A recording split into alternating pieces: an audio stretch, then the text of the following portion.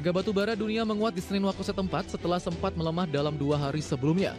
Penguatan ditopang penurunan produksi batu bara China yang menyentuh level terendah sejak September 2021. Dikutip dari Reuters, produksi batu bara China anjlok 10,1% secara tahunan menjadi 343,21 juta ton di Juli 2026. Penurunan terjadi di tengah pengetatan pengawasan keselamatan tambang setelah kecelakaan maut menewaskan puluhan pekerja. Berdasarkan data perdagangan harga batu bara Newcastle kontrak September 2026 naik 0,45 dolar Amerika ke level 134 dolar Amerika per ton.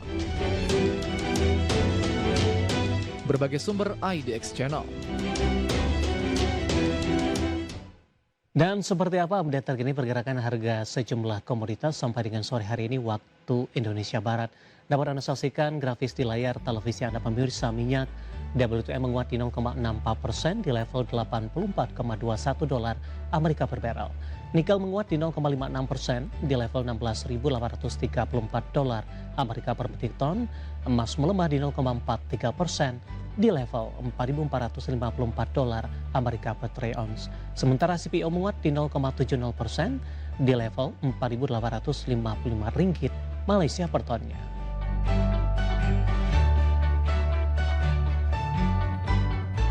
Keinformasi komoditas pemirsa, harga minyak melanjutkan penguatan saat kesepakatan damai Amerika dan Iran masih jauh dari harapan. Harga emas naik untuk sesi ketiga beruntun didorong meredahnya kekhawatiran investor terhadap potensi kenaikan suku bunga The Fed. Sementara harga batubara menguat di awal pekan waktu setempat ditopang penurunan produksi dari Tiongkok. Berdasarkan data definitif, harga minyak dunia kembali menguat di Selasa pagi per pukul 9.50 waktu Indonesia Barat. Harga minyak Brent di 91,21 dolar Amerika per barel, naik 0,37%. Minyak WTI Amerika di 84,99 dolar per barel, menguat 0,58%. Kenaikan ini memperpanjang rally harga minyak dalam beberapa hari terakhir. Brent melonjak sekitar 10,6% dalam kurang dari 2 pekan. WTI menguat hampir 10%. Dikutip dari Reuters, penguatan harga minyak didorong resiko gangguan produksi dan distribusi minyak dari kawasan Timur Tengah saat kesepakatan damai Amerika dan Iran masih jauh dari harapan.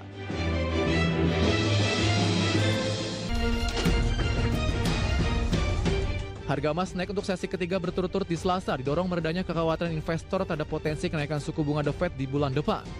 Selain itu, harga emas mendapatkan dukungan dari dolar Amerika yang masih melemah. Kondisi tersebut membuat emas yang dihargai dalam dolar menjadi lebih murah bagi pemegang mata uang lainnya. Pasar kini menanti risalah pertemuan terbaru The Fed untuk mendapatkan petunjuk mengenai arah kebijakan moneter bank sentral. Mengutip Reuters, harga emas spot naik 0,4% menjadi 4.431,09 dolar Amerika per troy ounce. Dan selanjutnya mari kita coba simak beberapa sentimen yang berkembang yang berhasil dihimpun oleh tim redaksi kami dan diproyeksikan akan mempengaruhi pergerakan indeks harga saham gabungan. Informasinya apa saja? Mari kita coba simak rangkumannya berikut ini. Dikutip Reuters, Iran mengancam akan mengubah postur militernya menjadi lebih ofensif setelah upaya diplomasi untuk mengakhiri perang dengan Amerika mengalami kebuntuan. Seorang pejabat senior Iran mengatakan Teheran siap meningkatkan ketegangan di Selat Hormuz dan kawasan sekitarnya jika jalur diplomasi gagal menghasilkan kesepakatan damai permanen. Di sisi lain, Iran akan melancarkan serangan militer yang tepat waktu dan presisi untuk mematahkan blokade laut Amerika apabila upaya diplomatik tidak membuahkan hasil. Di sisi lain, Presiden Amerika Serikat Donald Trump menegaskan Washington tidak akan memperpanjang kesepakatan gencatan senjata sementara dengan Iran. Dikutip dari Bloomberg, Goldman Sachs Group Inc. melalui Kepala Ekonom Bank Jan Hatzius mengatakan spekulasi pasar mengenai kenaikan suku bunga The Fed masih terlalu agresif atau hawkish mengingat inflasi di ekonomi Amerika sedang melandai. Goldman Sachs menekankan kenaikan suku bunga di pertemuan September kini menjadi sangat kecil kemungkinan karena data penjualan retail melemah, angka ketenagakerjaan mengecewakan, dan laju inflasi melambat. Di sisi lain, Hatzius berpendapat penetapan harga pasar untuk suku bunga acuan terlalu hawkish. Meskipun ekspektasi pasar menjadi kurang hawkish, Goldman menekankan masih ada ruang bagi penyesuaian posisi pasar tersebut untuk terus berlanjut.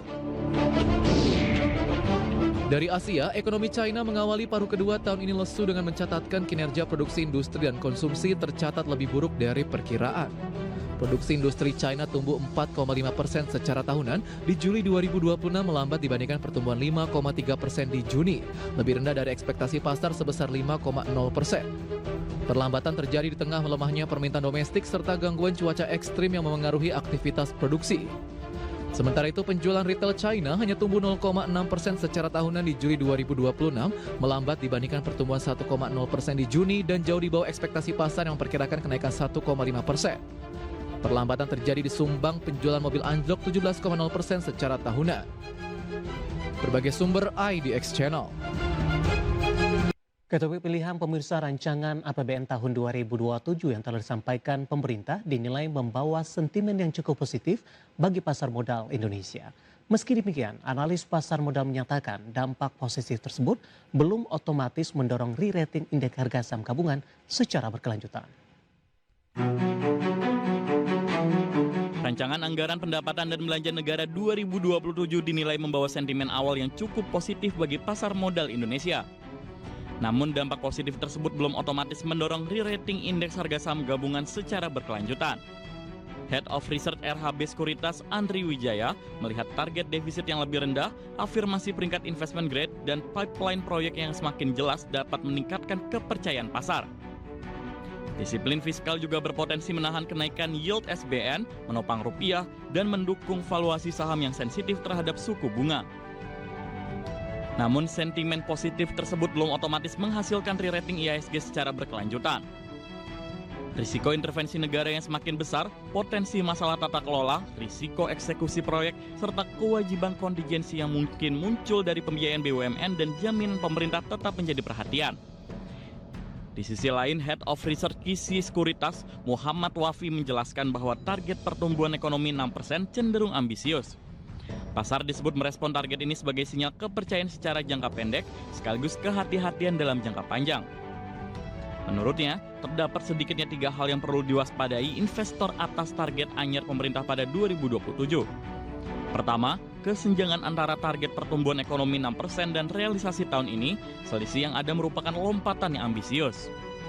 Selain itu, target belanja senilai 4.097 triliun dengan pendapatan 3.426 triliun juga disebut menyisakan defisit yang signifikan. Menurutnya, kualitas belanja seharusnya menjadi hal yang dikedepankan pemerintah.